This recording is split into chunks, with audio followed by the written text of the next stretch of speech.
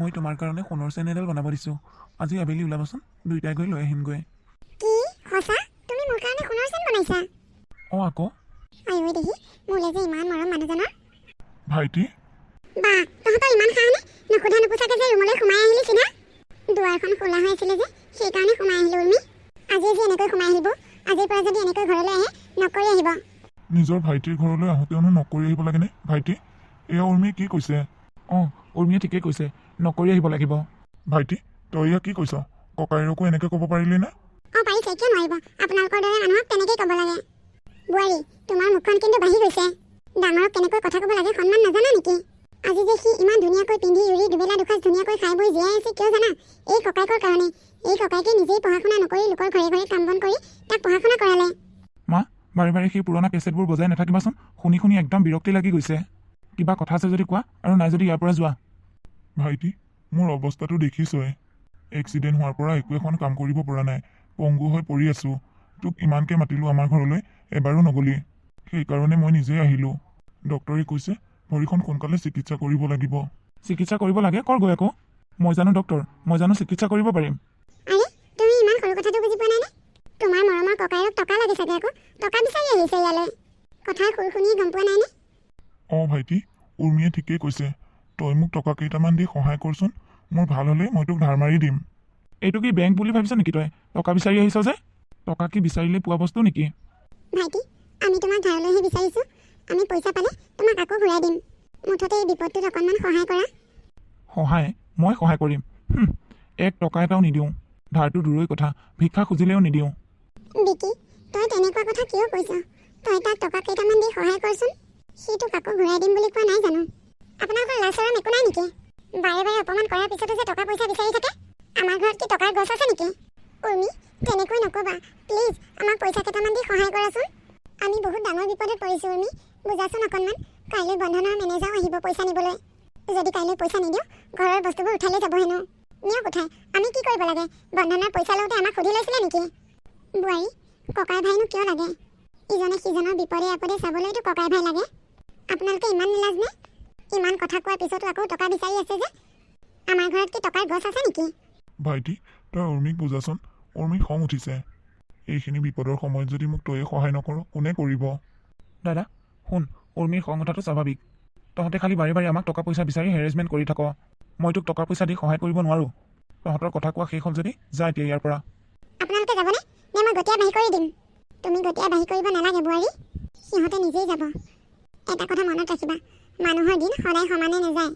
বিকি, তোমাৰ মায়ে ইয়াত কি কৈ গ'ল? তেওঁ আমাক অভিশাপ দি যোৱা নাইনে? এই বুঢ়ীজনী অলপ বেছি হৈছে। বুঢ়ী আহিব নহয়, দি আছোঁ শিক্ষা। উৰ্মি, তুমি এতিয়া খং কৰি নাথাকিবা। আবেলি ওলাই থাকিবা।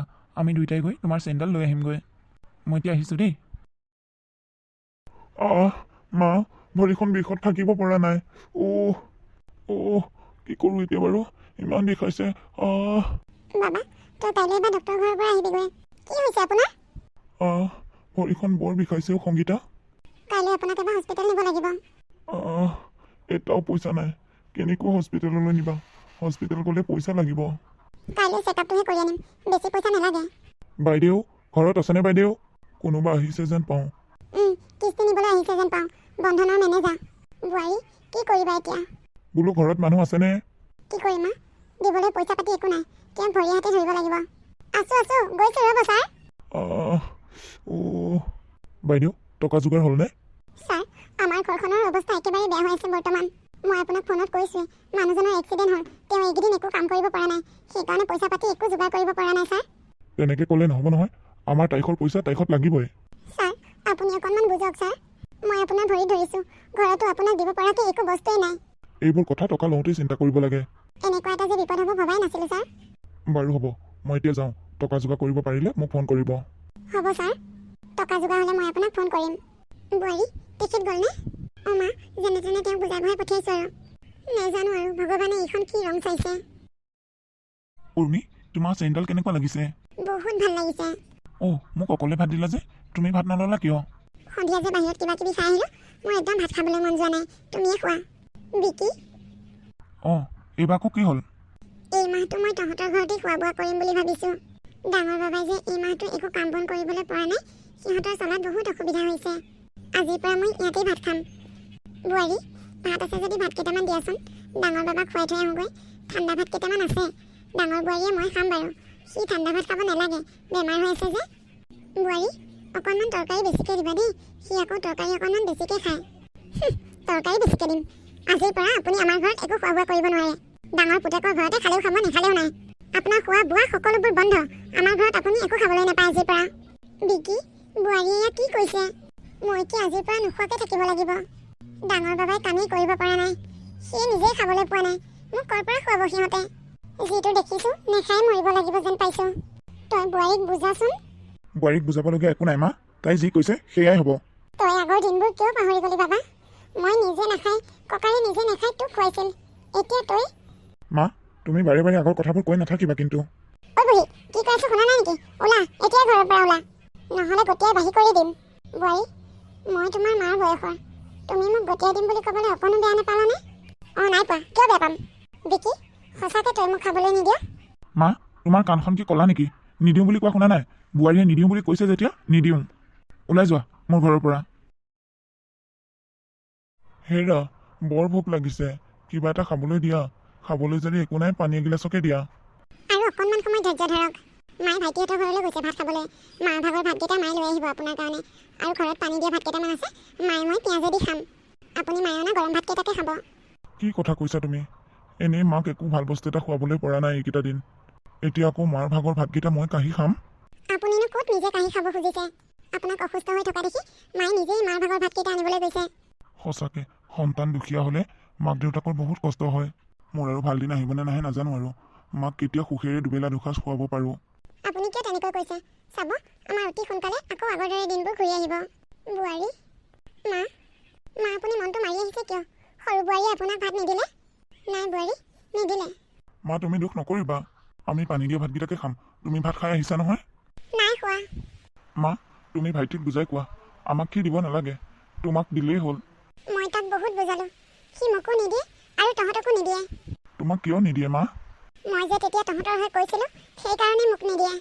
হ'ব দে, তই চিন্তা নকৰিবি, আমি এনেকৈয়ে চলিম। মা, ব'লক পানী দিয়া ভাতকেইটাকে কেইটামান খাওঁগৈ। পিছদিনাখনৰ কথা। বোৱাৰী, হস্পিটেলৰ পৰা আহিলাগৈ। বোৱাৰী, কি হৈছে? কিয় কান্দি কান্দি আহিছা? ডক্টৰে কি ক'লে? বাবা, কিয় মনে মনে আছ তহঁতে? ডক্টৰে কি ক'লে নকওঁ কিয়? মা, ডক্টৰে কৈছে মোৰ হেনো ভৰিখন ইনফেকশ্যন হৈছে। এসপ্তাহৰ ভিতৰত যদি চিকিৎসা নকৰোঁ তেনেহ'লে ভৰিখন কাটি পেলাব লাগিব। হে ভগৱান, এয়া কি শুনিছোঁ মই? তোৰ ভৰি এখন কটা যোৱাৰ পিছত তই বিচনাত পৰি থাকিবি। মই কেনেকৈ তোক চাই থাকিম? দুখীয়া হৈ জন্ম লোৱাতকৈ নোলোৱাই ভাল। ভগৱানৰ ওচৰত প্ৰাৰ্থনা কৰিছোঁ, এই পৃথিৱীত যাতে কাকো দুখীয়া কৰি নপঠিয়ায়। ডাঙৰ বাবা, মই এটা কথা কওঁ, তই না বুলি নকবি। কি মা? যেনেকৈয়ে নহওক তোৰ ভৰিখনৰ চিকিৎসা কৰিব লাগিব। তই বিচনাত পৰি থকাটো মই কেতিয়াও চাব নোৱাৰোঁ। গতিকে মই ভাবিছোঁ আমাৰ ঘৰৰ ভেটিটো আধাখিনি বিক্ৰী কৰি দিওঁ। মা, তুমি ইয়াক কি কথা কৈছা? দেউতাৰ সম্পত্তিৰ নামত মোৰ এই ভেটিটোৱে আছে। এতিয়া মই ভেটিটো বিক্ৰী চিকিৎসা কৰিমনে? কৰিব লাগিব। মানুহ নাইকিয়া হৈ গ'লে ভেটিটোৱে নামাতে নহয়, মানুহেহে মাতে। গতিকে মই ভাবিছোঁ ভেটিটো আধা বিক্ৰী কৰি দিম। আমি থকা ঘৰটো থাকিব খালি। মা, তেনেকুৱা কৰিলে ভাইটিয়ে নামানিব নেকি? অঁ মা, আগে তাক সুধি ল'ব লাগিব। কি জানিবা সিয়ে লৈ, সি নল'লেহে বেলেগ মানুহক ক'ব পাৰিম। ঠিক আছে, মই আজি সন্ধিয়ালৈ সিহঁতক মাতি আহিমগৈ। হ'ব দিয়া মা, মোৰ কিন্তু মাটিখিনি বিক্ৰী কৰিবলৈ মন নাছিল। তুমি কৈছা যিহেতুকে কিবা এটা কৰিব লাগিব। মা, কিয় মাতিছিলা? তোৰ লগত কথা এটা আলোচনা কৰিব আছে। কোৱা কোৱা, সোনকালে কোৱা, মোৰ সময় নাই। তই বহচোন। মই ইয়াত বহিবলৈ অহা নাই। বিকি, মই আমাৰ ঘৰৰ ভেটি মাটিখিনি বিক্ৰী কৰোঁ বুলি ভাবিছিলোঁ। ঘৰটো থাকিব, ঘৰটো বাহিৰে বাকী মাটিখিনি। তই ল'ব পাৰিবিনে? তই যদি ল'ব পাৰ ল, আৰু তই যদি ল'ব নোৱাৰ তেনেহ'লে মই বেলেগ মানুহক বিক্ৰী কৰিম। মাটি বিক্ৰী কৰা? মাটি কিয় বিক্ৰী কৰিবলগীয়া হ'ল? ডাঙৰ বাবাৰ চিকিৎসাৰ কাৰণে। নোৱাৰা মাটি বিক্ৰী কৰিবলৈ। এই সাধাৰণ ভৰিখন ভাগোতেই মাটি বিক্ৰী কৰে নেকি? তাৰ ভৰিখন ইনফেকশ্যন হৈছে। এসপ্তাহৰ ভিতৰত যদি চিকিৎসা নকৰোঁ ভৰিখন বোলে কাটি পেলাব লাগিব, ডক্টৰে কৈছে। দৰকাৰ হ'লে ভৰিখনকে কাটি পেলাওক, তথাপিও মাটি বিক্ৰী কৰিব নোৱাৰে। তই তেনেকৈ নকবি। তই লওঁ নে নলওঁ সেইটো ক। মই নলওঁ, আৰু মই বেলেগকো ল'বলৈ নিদিওঁ। আমাৰ এই ঘৰৰ ভেটি মাটিৰ মাজত কোনো সোমাব নোৱাৰে। নহ'লে তই পইচা কেইটামান দে আকৌ। তাক সেই বুলি এনেকৈ চাই থাকিব নোৱাৰিম নহয়। মোৰ হাতত পইচা নাই বুলি কোৱা নাই নেকি? বাৰে বাৰে একেবোৰ কথাকে কৈ থাকিব লাগে। মোৰ পেটত এইটো কি ল'ৰা জন্ম হ'ল বাৰু?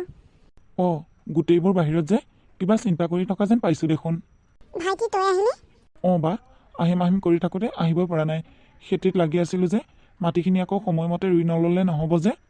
বা এই বেগটো লৈ যা, ইয়াতে চাউল দাইল শাক পাচলি সকলোবোৰ বজাৰ কৰি লৈ আহিছোঁ। এইকেইদিন আহিব পৰা নাই, মোৰ মনটো একেবাৰে ভাল লাগি থকা নাই।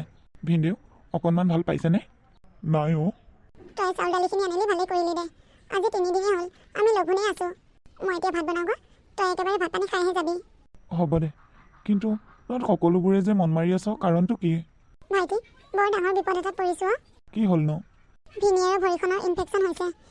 এসপ্তাহৰ ভিতৰত যদি চিকিৎসা নকৰোঁ তেনেহ'লে ভৰিখন হেনো কাটি পেলাব লাগিব। এতিয়া ক'তো পইচা এটা যোগাৰ কৰিব পৰা নাই।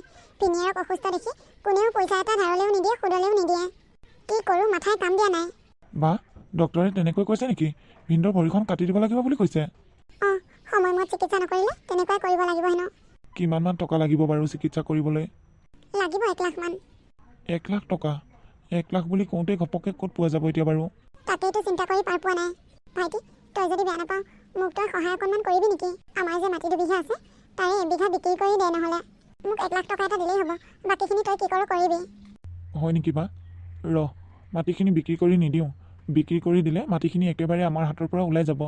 তাৰ সলনি মাটি 2 বিঘা বন্ধকতে দিওঁ। 2 বিঘা বন্ধকত দিলে 1 লাখ টকা এটা পাই যাম। লাহে লাহে উলিয়াই ল'ম মাটিখিনি। তেতিয়া ভিনদেউৰ চিকিৎসাৰো হ'ব আৰু মাটিখিনিও আমাৰ হাততেই থাকিব। সঁচাকৈ ৰাজু, তুমি মাটিখিনি বন্ধকত দিবানে?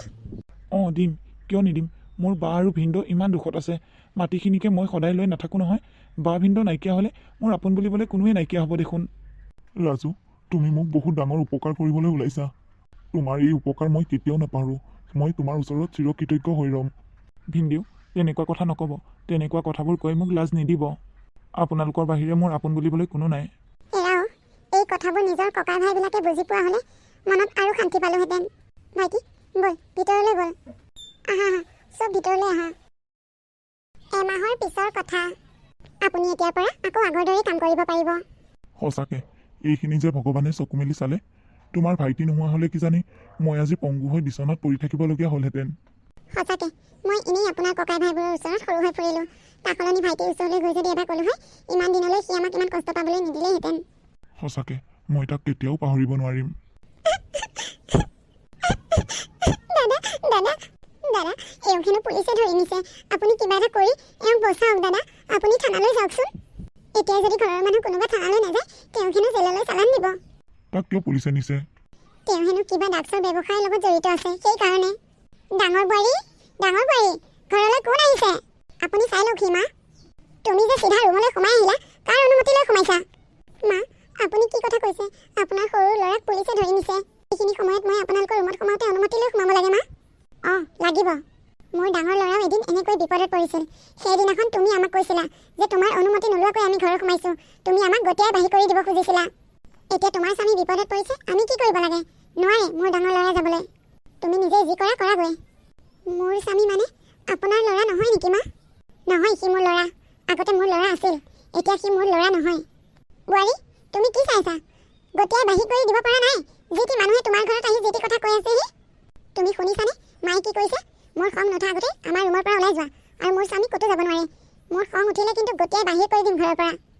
বৌ, আপুনিও তেনেকৈ কৈছে? অঁ কৈছে। তোমাৰ কাণখন কলা হ'ল নেকি? শুনা নাই নেকি? ওলাই যোৱা।